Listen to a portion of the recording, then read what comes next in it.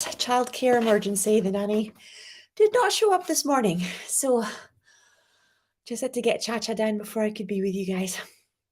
Let's do our opening prayer and then off we go. O Great Spirit, Father Sky, Mother Earth, the winds, the waters, my Father, my Mother, Atanaha, all that is. We thank you for our lives and we thank you for these good people. We thank you for all that we are and all that we are to become. We dedicate our time spent together and our relationships with one another to you. We ask that our suffering be ended and our pain be lifted to the love and to the peace that lay beyond. Aho, Amen. Namaste. Okay, we're right in there. I'm just going to say it again in case you guys are just joining. There's childcare emergency, so I had to get the baby down before I could hop on. Please forgive me. Okay. Hi, Sky. Can you please help me with my huge fear of change? Many thanks, Gabriella. Okay, let's do a scan.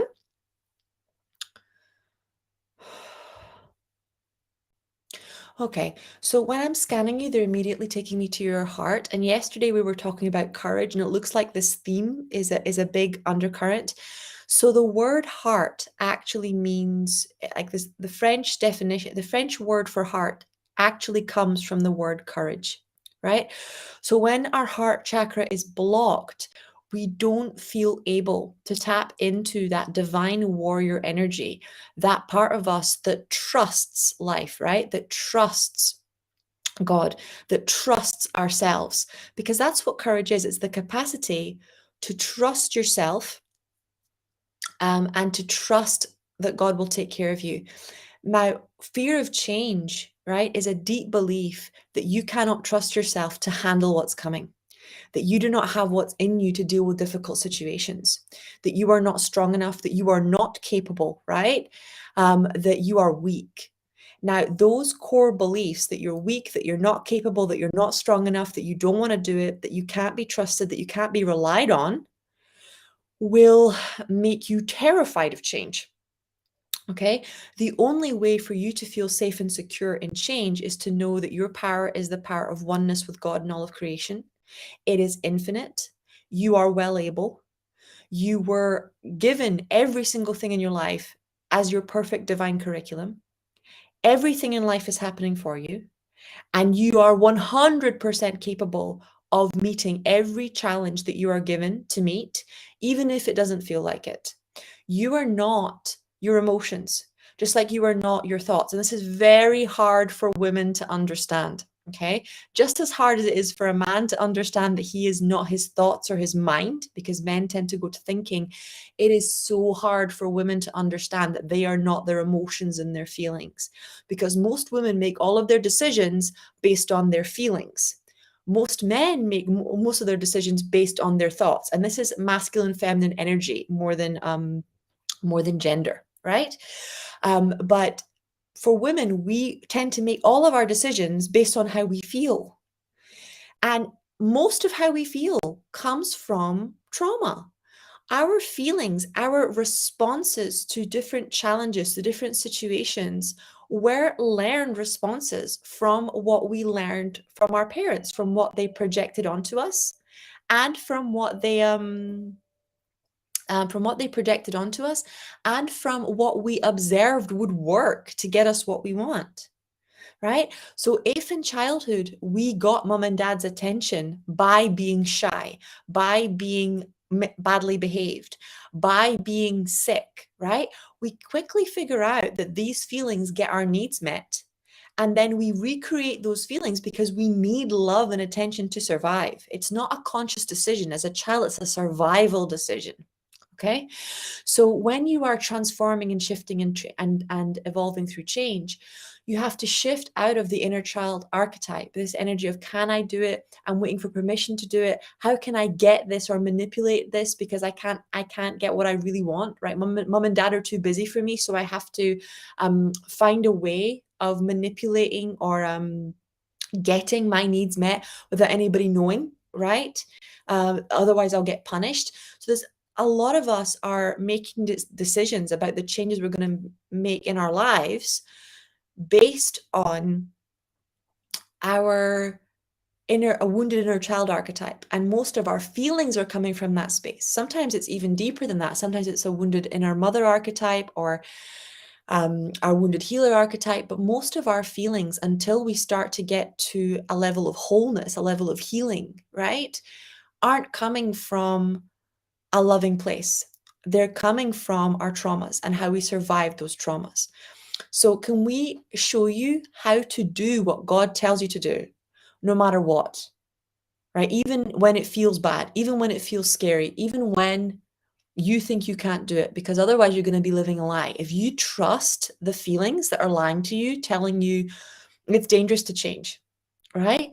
Then you are going to experience just how dangerous it is to stay the same, right? Just how much you can lose, just how much can go wrong when you actually stay the same. There we go.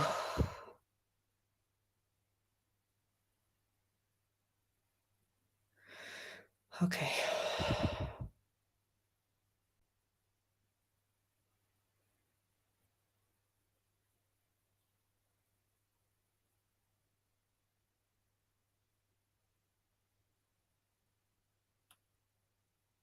Okay, that's moving. Gosh, that's moving really beautifully. Thank you for that one. I'm going to jump straight into the next one.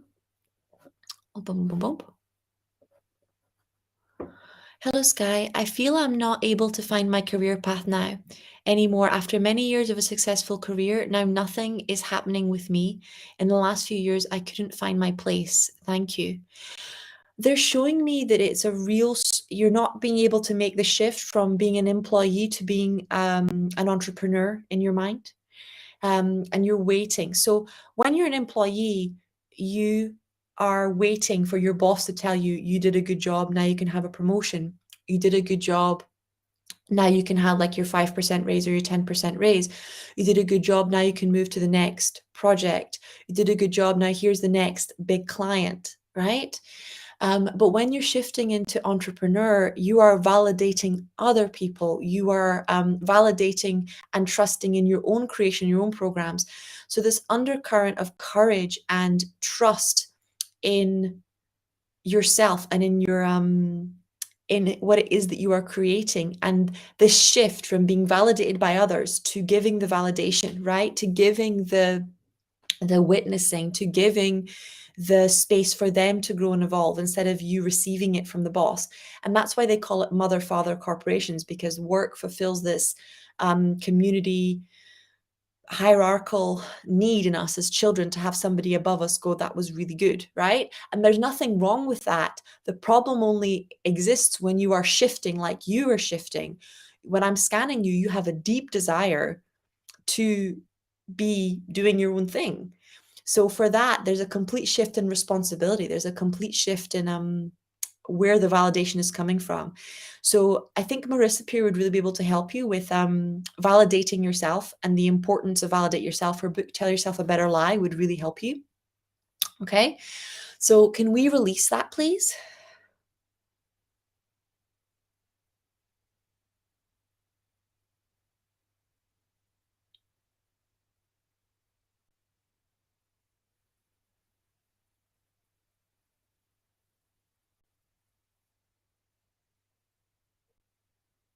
There we go.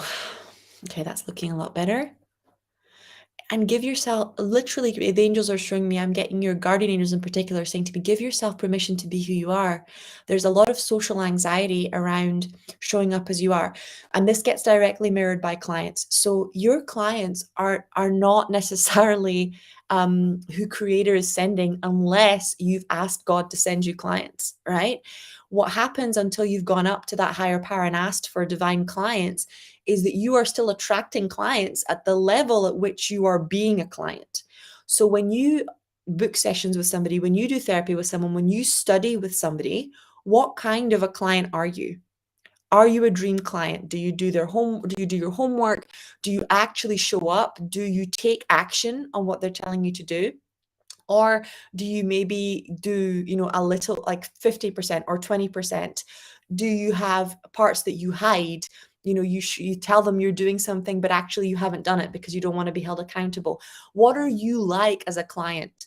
Because that will be what is showing up when you are pulling in clients. So if you're looking at the offers that you want, right, the coaches that you want to work with, the programs that you want to do, and you're going, oh, that's too expensive, oh, I'm not ready, oh, it's not a priority, then you're going to attract clients that are doing the exact same thing because that's what you're doing. Okay. So can we shift that energy of hiding from who you really are as a client instead of addressing those issues around executing, about alignment, about becoming who you really are, so that you can become more attractive and more visible and magnetic in your business? Okay.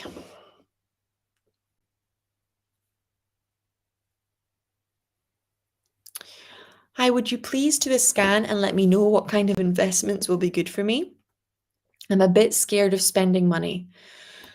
The issue is never the issue. This is not about being afraid of spending money.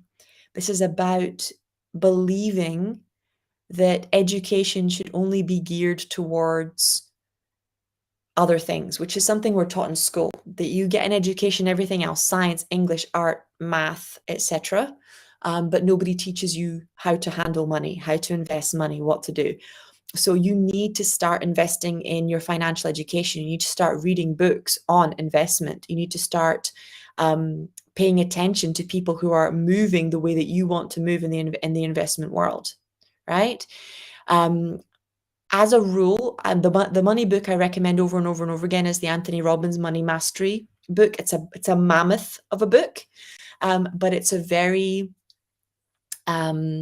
very comprehensive book where some of the most powerful investors in the world open up their portfolios for the first time in history for you to see what they invest in, how they invest in.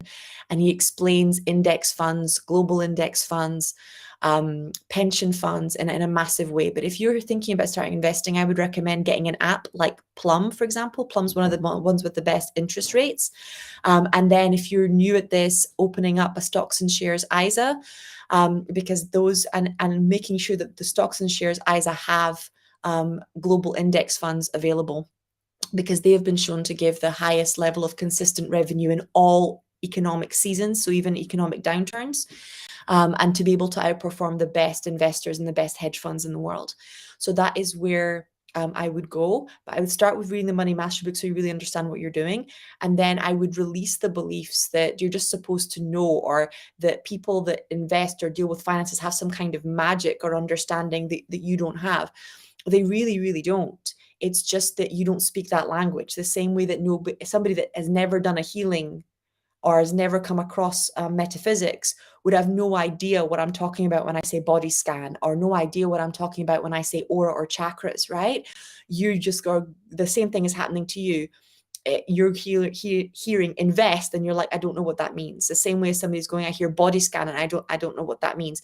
So you need to actually increase your financial library. And it's no different than increasing your intuitive library. And you need to increase your financial library so that when somebody says an index fund, you know what it means. When somebody says bonds, you know what it means. I promise you this, the biggest lie anyone will ever tell you around finances is that it's difficult to learn. It is not difficult to learn. Just like healing is not difficult to learn. It is vulnerable to learn, and it will bring up childhood issues, because you will have regrets if you'd learned this stuff when you were younger. If you start investing when you're 18, or you learn how to, even if your parents had started investing in things like, stocks and shares ISAs, or for you as a child, you would be a millionaire by your 30s. So there's a lot of things that we didn't get, or blessings, especially financial blessings that weren't given, that come to light when you start to become financially educated and you're like, oh my God, this is actually not that difficult. But the truth is that until the internet became mainstream, until people started to be able to earn money and make money without having to be employees, it was very difficult to teach. It was very difficult to learn. It was very much information that was kept secret and only taught by the upper classes to the upper classes. And you would never have the opportunity to invest unless you had, more than 100,000, more than 200,000 on the table. So what we're seeing now is a financial revolution because of technology, and also because of the availability of global education. YouTube, TikTok, Instagram, Zoom have revolutionized and democratized education because I can go online and not have a penny to my name and learn what I need to learn. So it's a massive shift in consciousness that we take for granted, but which our great grandparents and our parents didn't even have available when we have it available. Okay. So it's opening yourself up to being allowed to learn how to invest, how to make, how to keep money, and understanding it's going to be vulnerable. So can we just release all that regret and the fear of seeing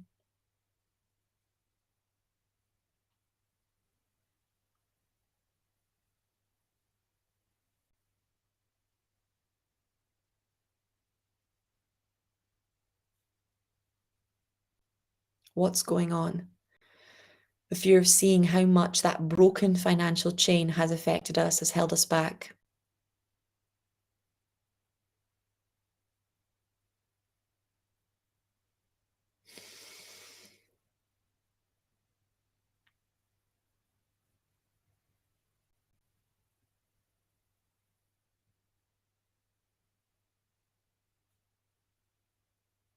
Okay, that's looking good.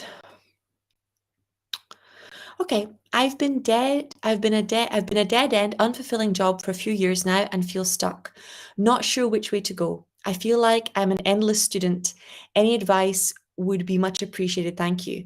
So the angels would like to release the belief that your job is to be a student. I can actually see your mother and your father, or like even your grandmother, going, your job is to study, like study really hard. That is your job. So anyone that has the belief, you can muscle test that one as well. Anyone that has the belief that it's your job, right, to be a student, and I had that one. So many Eastern, Asian, Indian, Brazilian cultures, particularly where education is not available to everybody, where it is highly privatized, and where it was considered the only way out of economic poverty.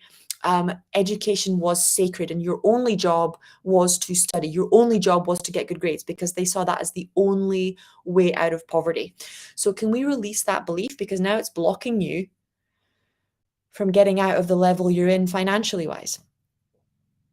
Your job is to create money, create income by sharing your knowledge, by sharing your wisdom, by sharing your creativity, or by getting an even better job.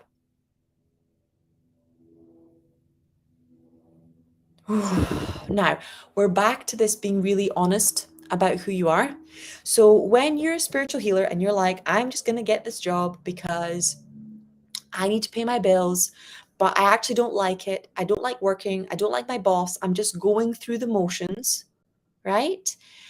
Then you're going to attract a boss who's just there to pay the bills, who's just going through the motions, who doesn't actually take leadership seriously, who doesn't actually enjoy business. And what happens when you have a boss that doesn't enjoy business and doesn't take leadership seriously is that the business doesn't grow. So then there's no opportunities for promotion, there's no opportunities for higher income, there's no opportunities for growth inside the business. Okay. So it's the same thing, and it's a catch-22 because a boss won't feel able to grow unless they are empowered by their team, and they feel like if they grew, they would have team members that they could at least train to take over their role, right? And an employee won't feel empowered to grow unless the boss is growing and nurturing them and loving them. So, can we release this paradigm of I'm just going to show up for the work and go through the motions because that's what you'll attract, and then you'll stay stuck, right? And can we show you that wherever you go, your job is to love? It just looks like an ordinary job, but actually, right, it's an assignment from God. And if you are there, it's because you're supposed to love every single person that comes in. You're an undercover angel. And it's your job to bless, anoint, declare, heal, raise up, lift up.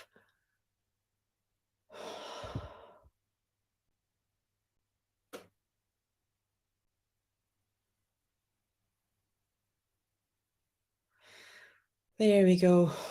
See what happens.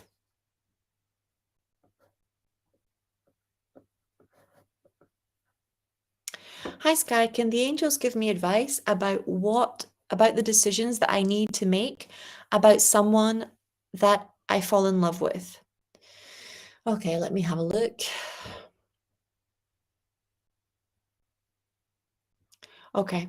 So I'm getting Archangel Shamuel telling me actually pretty strongly that you may like you have feelings of love for them, but this person is just not at the level that you need. They're not compatible with you. And you already know this. It's almost like you already know the relationship is over, but you are struggling to let go. Because you're like, I can't believe you. It's almost like you're going, I've made a fool of myself, or I can't believe I made the wrong decision again, or I can't go through another breakup. What you can't go through is another toxic relationship. Okay. Breakups at the beginning are, way better than 10, 20 years of a toxic relationship or of trying to get the right kind of love from the wrong person. So, can we release the belief that you failed and actually show that this is growth? You recognizing that love is not enough, right? And that you actually need compatibility and responsibility is growth, huge growth on your part, and the capacity to put yourself first, right? It's super important.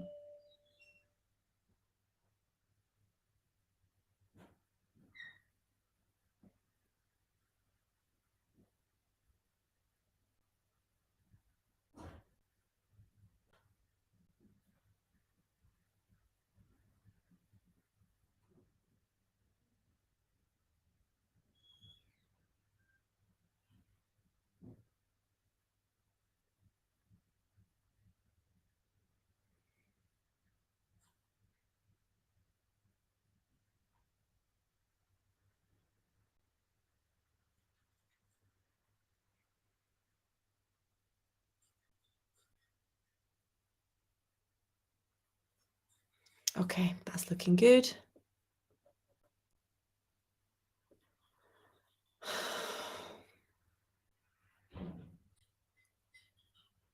Hi, Sky. Can your angels do a scan and show me what comes up? What do my angels want me to know today? Thank you so much. I appreciate you. So immediately I'm getting Archangel Raphael. I think you're doing some kind of writing work, whether it's writing programs or writing sales notes or writing social media or creating offers, because he's showing me like he's showing me a very like your rational mind, and this energy of like what he's saying to me is your rational mind will make a lot of very rational reasons for you not to take the next step in your spiritual growth. So he's saying, stop listening to your rational mind when it comes to pricing.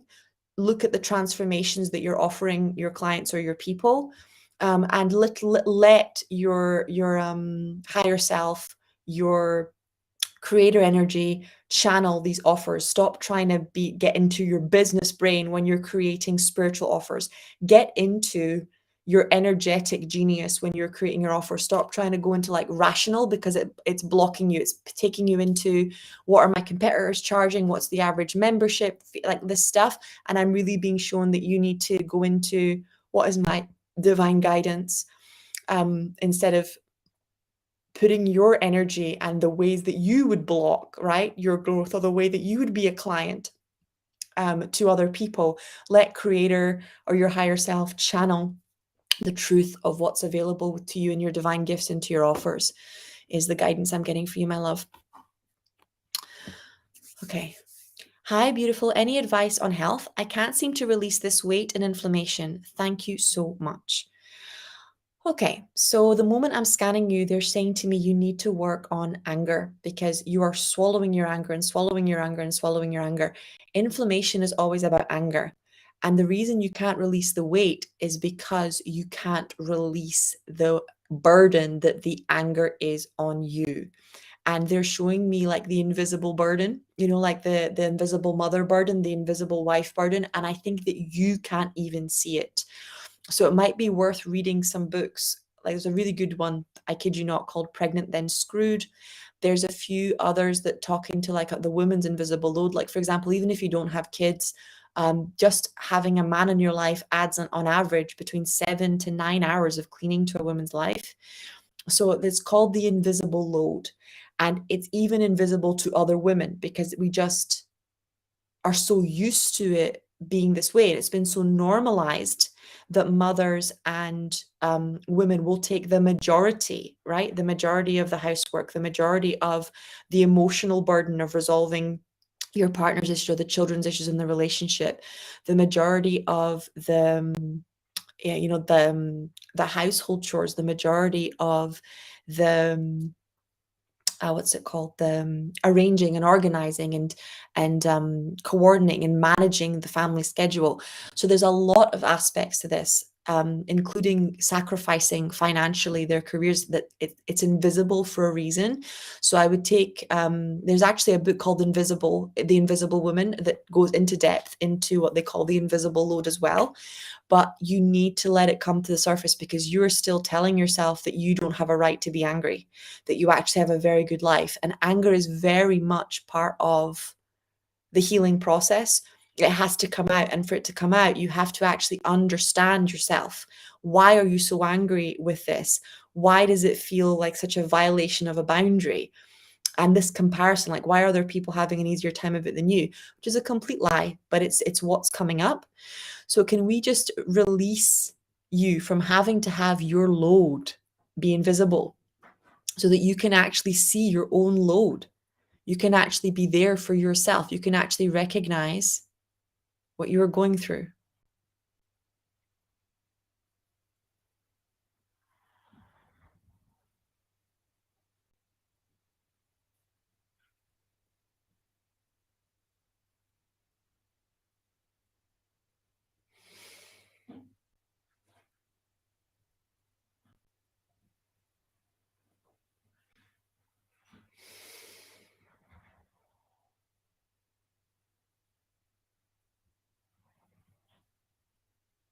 Okay, that's looking a lot better.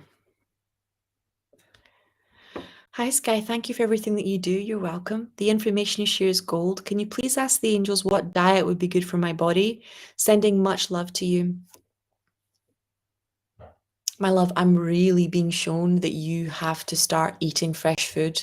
Like, you have to get away from processed food. I'm just like seeing a giant cross, because even the healthy food that you're eating is processed and it's old. So the angels are going fresh food, fresh food, fresh food, the kind that actually has to be chopped, right? The kind that actually has to be juiced, like living food. We need to put living plants into your body: lemon, celery, cucumber, lettuce, radishes, like living food. If you want to get life and energy from your food, you have to eat living food.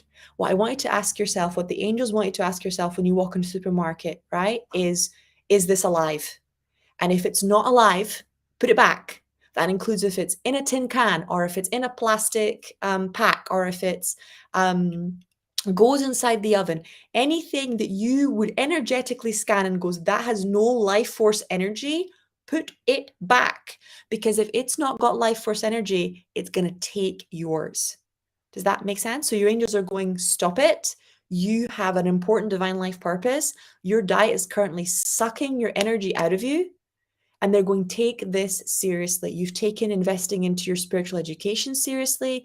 You've taken learning how to build a business seriously. You've even taken doing the deep work around relationships seriously. They're like, stop messing around, stop playing with this energy stuff, because you're like a spiritual athlete. Start taking it seriously. Your energy is everything, and this is really knocking your energy off. They're even showing me you having moods that have nothing to do with you, and you're trying to do digging and belief work just because you're lacking self-care and you're lacking a good diet. So sometimes we're looking for something really complicated because we feel like crap, but the reality is we have no self-care, right? We are not taking care of ourselves at all. There's actually a parable in the Bible around Elijah where he turns around to God and says, please, I want to die. I don't want to live here anymore, right? And this was a man that had seen miracles. This was a man that had moved mountains. This is a man that had a very deep relationship with God. And he just finished running a marathon, right? So an angel appeared to him and told him to sleep, told him to eat, and told him to rest. And this went on for almost 4 days, right? And then he stopped wanting to die. He stopped feeling so depleted and so exhausted. So that, trust me when I say, there are even parts of the Bible where there isn't like God going, oh, you have to get over some kind of personality trait or a character flaw or release a belief. God's going, you need to do self-care. Like, you need to do self-care now. And that is a really, really, really important thing, because you guys see how I work. so much of what I give requires my body, like for me to stay in a deep trance state and channel and do readings and do healings at the rate that I am, my body needs more magnesium, more zinc, more selenium. It needs to be, sorry, bless you, it needs to be deeply connected with the quantum field. It needs to have negative ions. It needs to have energy. So if I am trying to do those things from a place of not putting nourishing back into my body, right, then I get tired, I get depleted, I get defeated. And that energy then makes me go, maybe this is not for me, or my purpose isn't bringing me joy anymore. Why isn't healing feeling good anymore? And it's because I can get so depleted. So you have to pour the good stuff in you. And that's when I started investing in things like prescription juices that deliver, like the frozen juices. So if I have time to make a fresh juice in the morning, which I know I always will have on Friday to Sunday, amazing. But if I don't, I just have to get the juices out of the freezer the night before, right? Same thing with getting the food delivered once a week, or investing in a HelloFresh box, or investing in, having a healthy local cook. Because there's people that do batch cook healthy meals, right? And these things getting delivered, it makes the world of difference. And it's that feminine nurturing energy. If you are in your masculine energy when you are teaching and healing and serving, then it makes sense that you need more feminine energy, nurturing, nourishing, supporting, right? It makes absolute perfect sense. So allow yourself to receive more self-care, please. Practical self-care. There we go.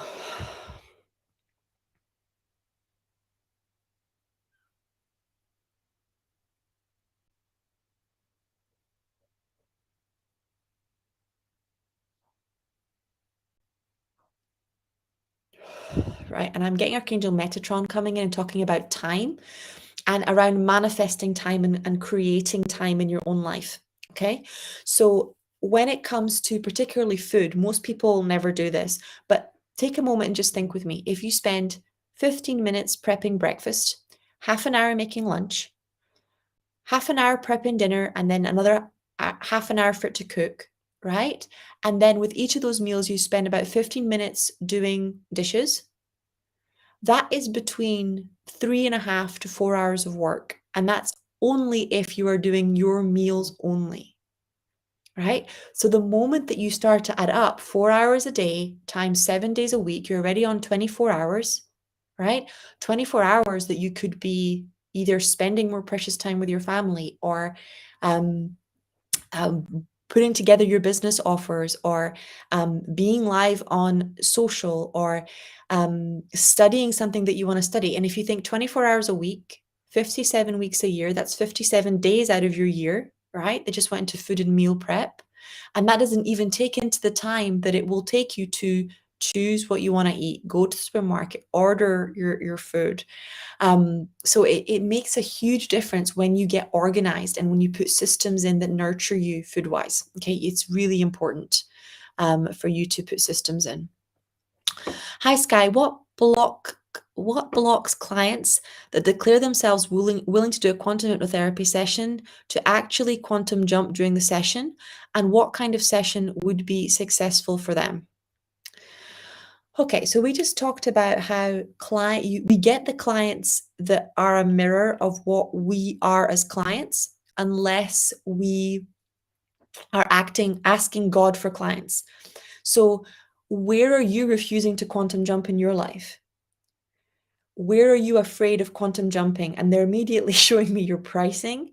They're immediately showing me you being afraid that because you didn't get the kind of results that you wanted to get in your training, right? That you won't be able to give those kind of results to other people. So those are the two things that I would work on. Where are you really afraid of quantum jumping big in your life?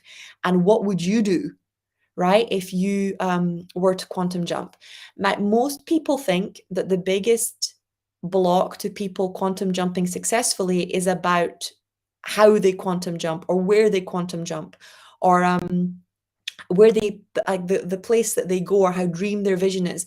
And I would say that that's around 40 to 50% of it. But the other 50% of a successful result from a quantum jump is divine action, is execution.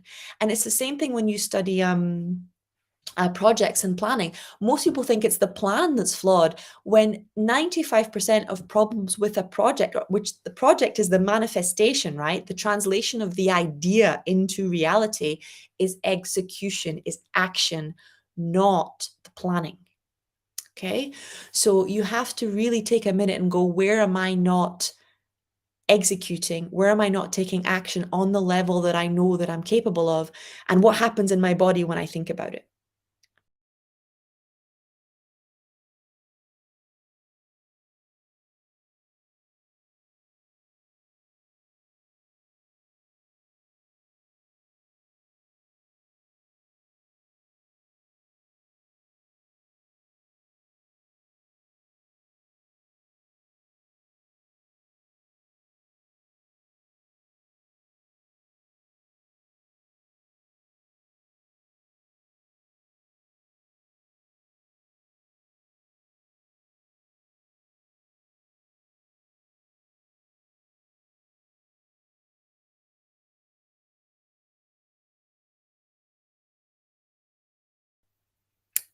Okay, I'm back. So it's looking at that place where you're afraid of really quantum jumping, where you're afraid of really changing your life, and those places where you're afraid that you've been like that you don't think are going to change. Because what tends to happen when we shift from receiving healings is that we stop receiving as much, and there has to be a balance. This is why I have a therapy session, once a week. This is why I do my own techniques and modality on myself on a regular basis. And this is why I always do the healing as I go through the course with my clients, because I need to be shifting and changing and evolving as they are shifting and changing and evolving, not just to remain a vibrational match, but so that I'm constantly reaching my highest potential, right? As a leader, as a teacher.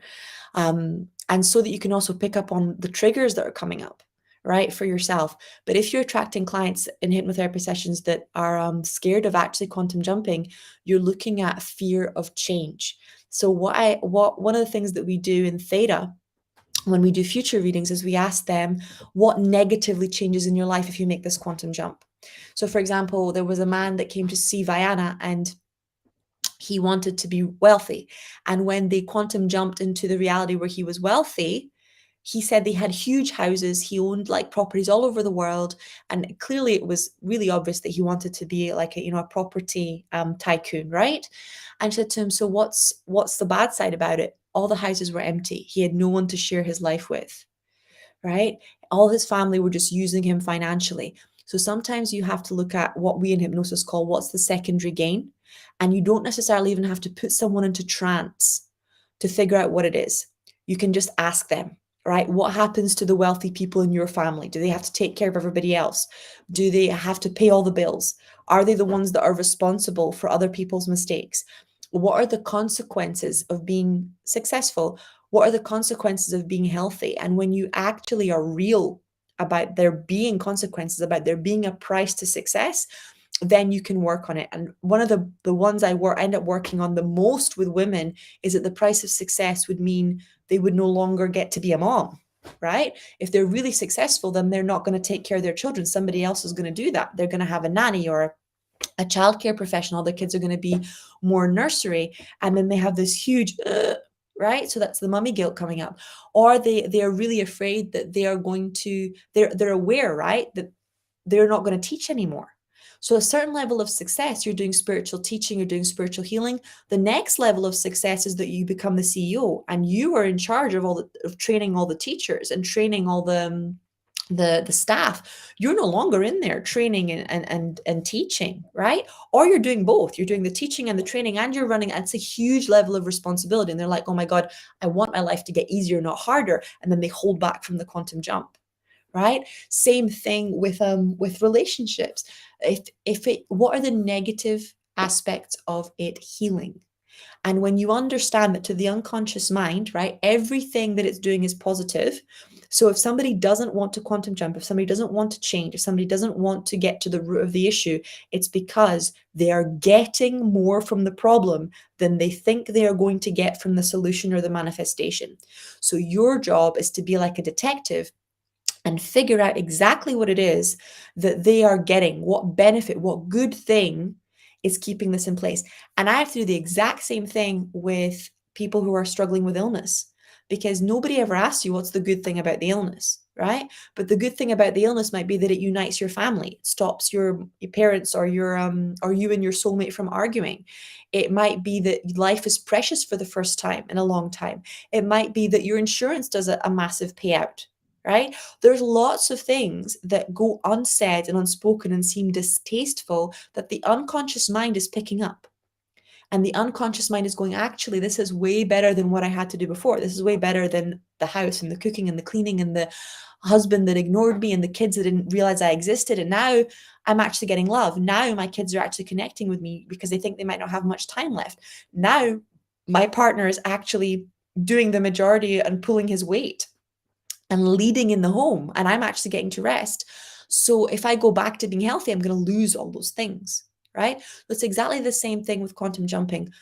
What pleasure or what piece of themselves are they unwilling to accept? And particularly for healers, it's normally the selfish parts, the parts that want time for themselves, the parts that want people to value them, to see them, to validate them, everything that they're terrified of admitting that they want because they think it's selfish and wrong, but that they really need to feel whole.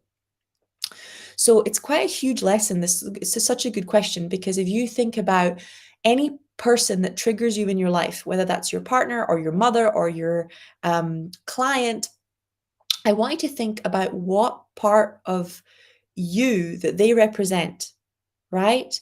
That you're not willing to own, or that you're not comfortable with. You don't like that part of you. You would rather it didn't exist, so you're bypassing it or ignoring it.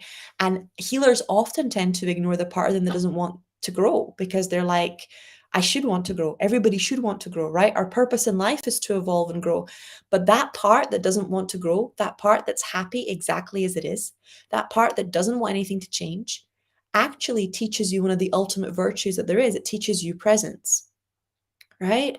But we choose our problems because we need their gifts. And you actually have to go and not just go to that part of you with be like, oh, I need to fix this part of me that doesn't want to change.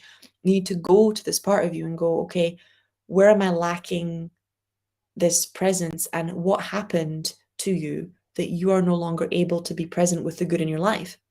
That you lost the joy, that you lost the gratitude, that you lost the magic, that you no longer have hope or excitement for the future, that you just don't actually believe anything can help you. Okay, break. Hi, Sky. My daughter's had sudden hearing loss in her right ear. How can I help her recover her hearing? You want to have a look at what the male members of the family are saying, or are holding a silence in, that she doesn't want to hear. So it's either like the men in the family are not having a conversation. There's a lot of energy in silences, right? And not being able to hear is a silence, or what they are saying that she doesn't want to hear. Okay, and it's probably what they're saying to you. Whenever a child or an adult loses hearing, you want to look at what's going on in their environment that they don't want to hear. And I would say 99% of the time, it's people arguing, and them hearing more than you think they hear, particularly when parents put earphones on in the back of they put earphones on when the kid's in the back of the car, or the kid has the phone with the earphones on while they're having arguments or difficult discussions or whatever, and they think the kid isn't picking up on that energy, and they are. But children get very strong messages not to listen to things. Don't listen to mom and dad argue. Don't listen to what we're saying. And parents will often cover children's ears when they're swearing, right? So it's a very strong message to the unconscious mind of, you should not be hearing this. So have a look at the areas where you're unconsciously programming her not to hear certain things, or there are certain things that you wish she'd never heard. And then I would start to release that and clear that from her ears. But I'm going to send an Archangel Raphael for an instant healing as well.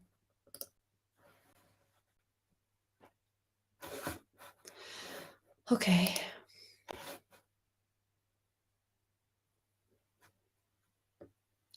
Okay, Freebird is saying, good morning, hope you're well. I can't help but continue to think my life would be better if I divorce. I have 2 young children though, and don't want to make the wrong move. Any advice? If you believe your life would be better if you got divorced, I'm going to bring in Archangel Shamibel and Archangel Raguel here for you, but I'm going to be really tough love because that's what they're telling me to be. Your life will not get better if you get divorced. Your life will only get better if you change. That is it. That is the only thing that ever makes your life better.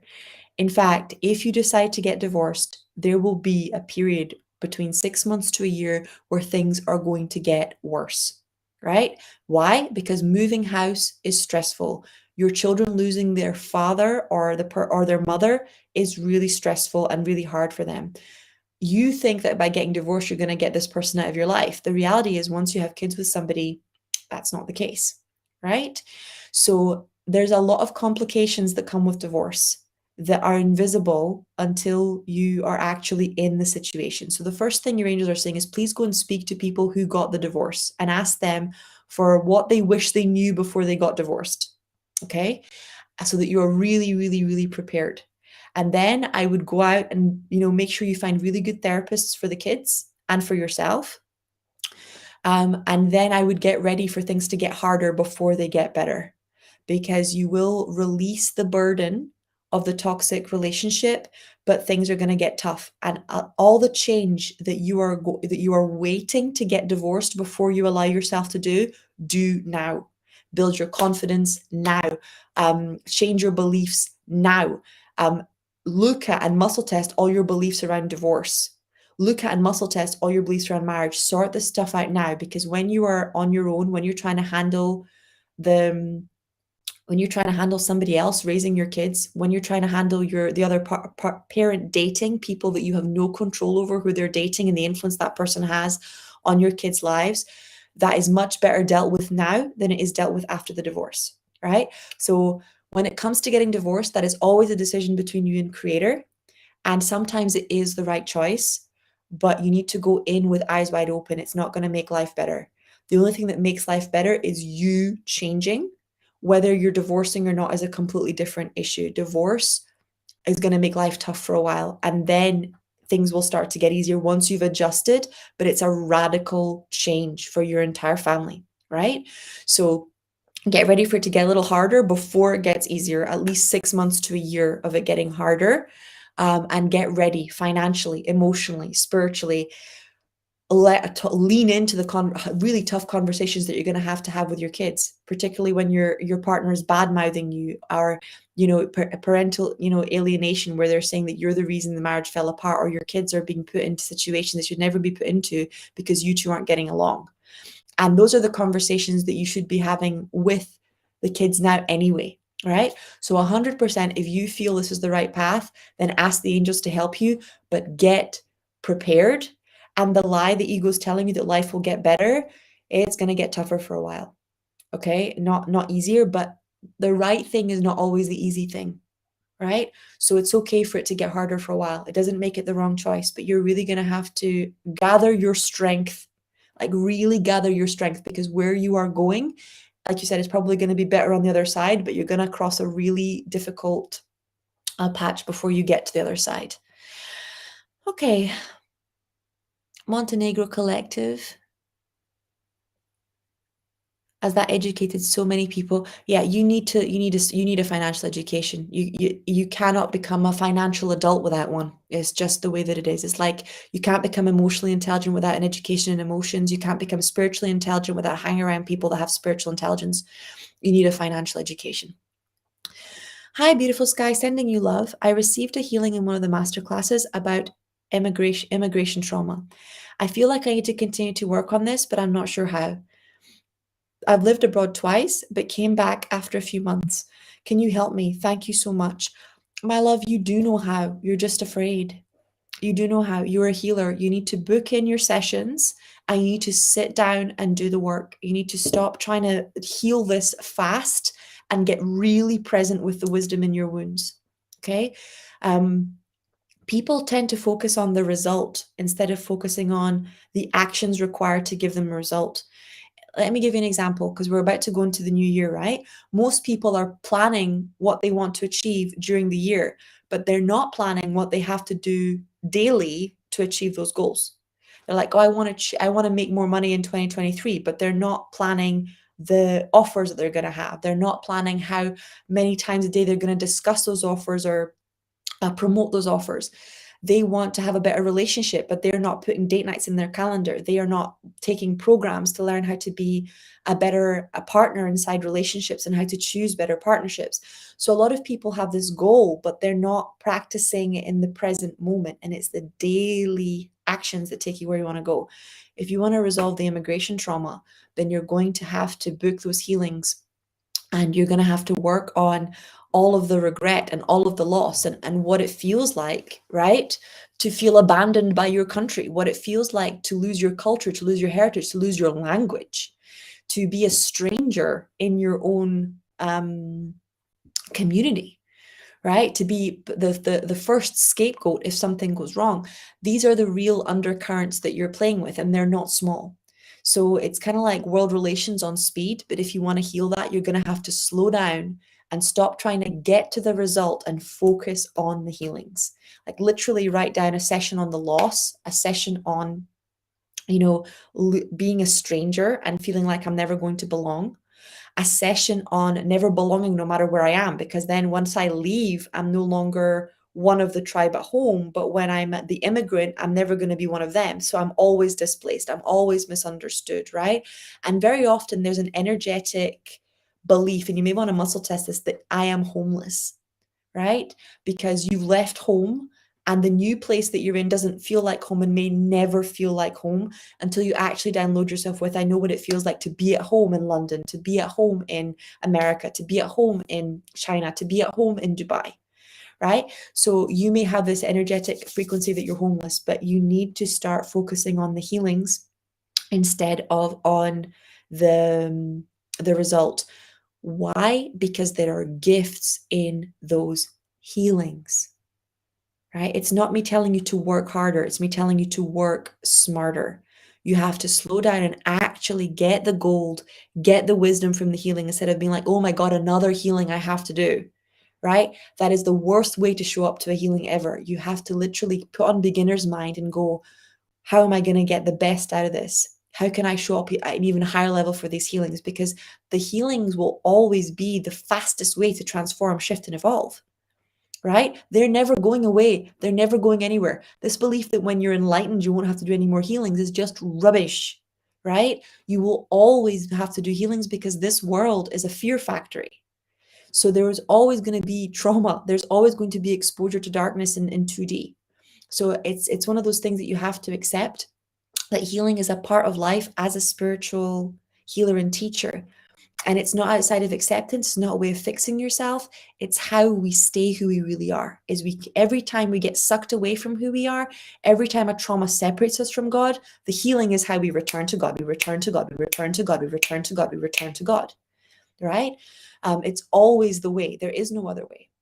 And we can call it healing, but it's actually love. It's looking at the places that our mind and our heart has become fractured or disconnected from source. By saying, I am undercover. You are 100% undercover. And it was Marianne Williamson that taught me this. When I worked as a receptionist, when I worked as a cleaner, when I worked as a waitress, when I worked as, what's it called? Like a concierge, whatever job that I had, I was an undercover agent of God, right? Your job is not just to do your job. Your job is to bless, to anoint, to heal, to because you not only do you have to practice for what's coming, right? Because when you actually start getting opportunities as a spiritual teacher, that is your job 24 hours a day. But this is the truth of what we are. This is the truth of who we are. And you have no idea who you're blessing. You don't know who's sitting at your table when you're a waitress. You don't know whose presence you're in when you're in your environment at work. You don't know where that miracle is supposed to go. But you know if God needed a miracle worker in that business, then you're supposed to be there, right? You don't know what's going to happen because you bless someone's credit card or bless someone's bank account or bless someone's card machine. You just know that they asked for help and that you are the divine intercession, that you are the miracle someone has been praying for. that you are the answer, right, to their prayer. And the business will move. There's no way that you can pour love into a space and it not shift, evolve, grow, transform, because that's what love does. Right? And it will either manifest in you getting a better job, or you leaving there altogether and starting your own business, or the opportunities in the job changing. So you're getting a promotion, or you're getting a raise, or you're getting recognition. But whenever you are thinking something is stuck or it's not working, it's always because there's a lack of love. Every single time. I wish sometimes there was a different answer for variety, but the answer is always more love, right?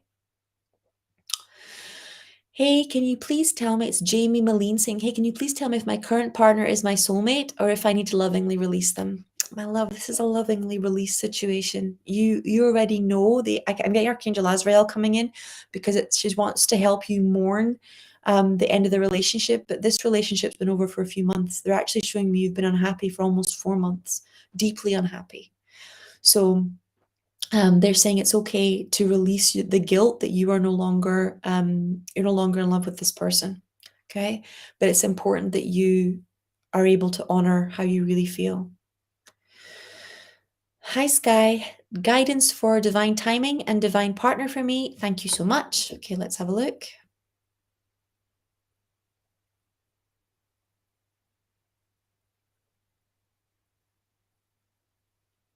Okay, so the angel's guidance, and I'm getting Archangel Uriel coming in here. They want you to work on self-sabotage. You are saying that you want a partner, but your actions, your alignment, your behavior is just not a match. Okay, so one of the things I recommend is maybe setting up like a baby camera or a dog pet camera and filming yourself on a date, or filming yourself on the internet, like really maybe even getting a dating coach so that you are able to show up from a different place in your interactions with others in a romantic space. When we're in trauma, there are things that we say, ways that we behave, so that other people won't really see what's going on because we're afraid of that part of ourselves, right? And I've had a few friends where one was a man, and he was always saying, he seemed like the nicest person on the planet. And as a friend, he was one of my husband's friends. As a friend, he was one of the nicest people on the planet. But oh my God, could I not believe who he became around a gorgeous woman? He would start making comments about their, like completely inappropriate comments, objectifying them and sexualizing them. He would start making ridiculously inappropriate jokes. He would start having these entitlement issues and control issues. No, I don't want kids. No, I don't want this. No, I don't want that.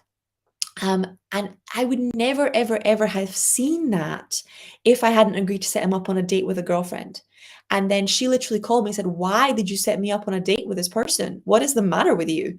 And I was like, he's the nicest person on the planet. And she was like, Sky, this guy is like, no. So sometimes who we are in a particular area of our life is not who we are everywhere else, right? And guess what? God knows. All right, God knows. Your friends may not be able to catch it. Your parents may not be able to catch it.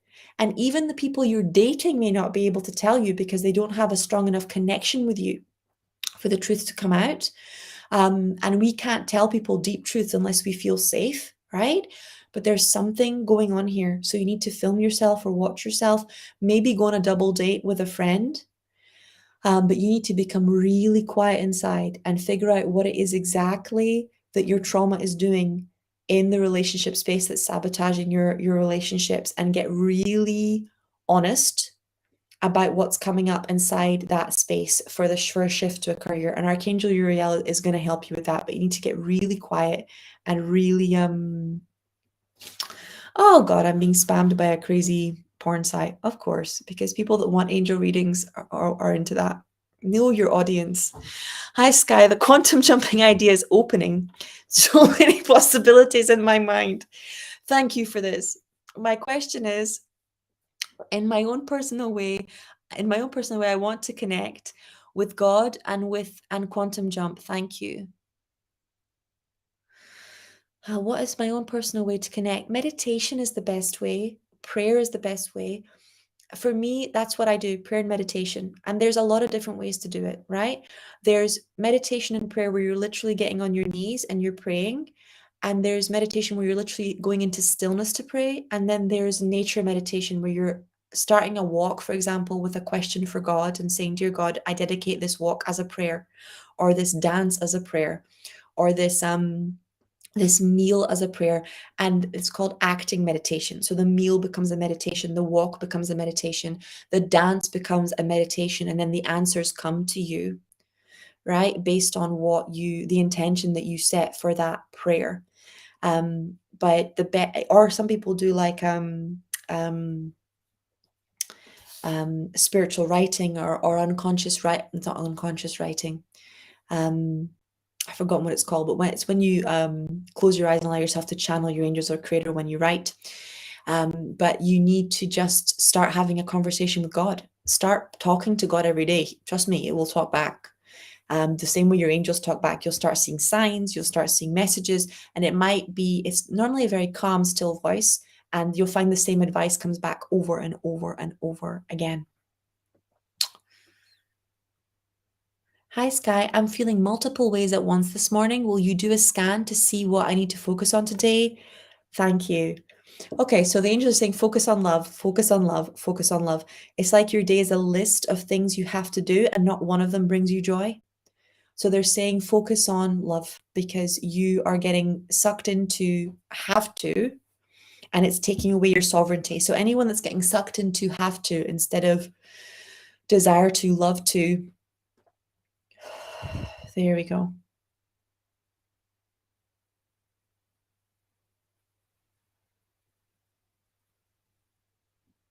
And the creators, okay, so there's a technique that most millionaires and billionaires use called it's called time slotting, where instead of like planning your day, what you do is you do a brain dump of everything that you have to do in the day.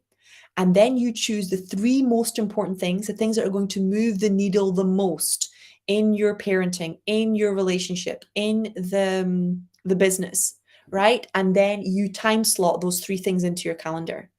And it works incredibly well for productivity, but you need to do that brain dump aspect to get like the mental clutter out of your head. And so that you start recognizing that there are consistent things, there are consistent priorities that you have to do or that you have to meet so that you can perform a certain level. And if those things fall apart, then everything else falls apart. Okay. Amanda Harris is saying, Hi, Sky. I've been stuck in this pattern of cynicism, and I was wondering if I could ask the angels how I can release this and where this came from. Cynicism comes from bitterness, okay? It comes from the ego telling us that somehow building a wall around our heart and stopping being excited, stopping being hopeful, stopping being trusting will protect us from the bad things in life or the bad people in life. And it doesn't. Right?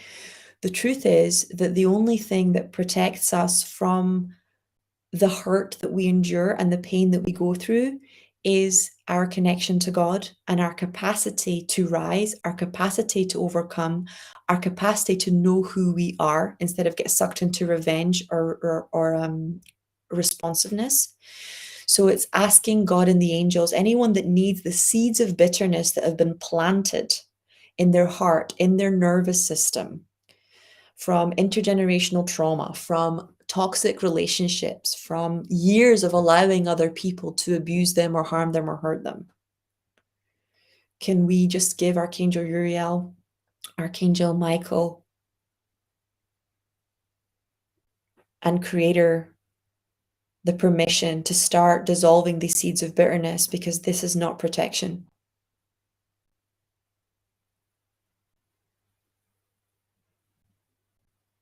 And this keeps us stuck in permanent pain. So cynicism, judgment, criticism,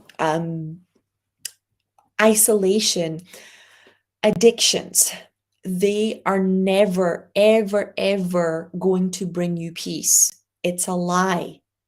It's never going to bring you peace. It's never going to stop the pain.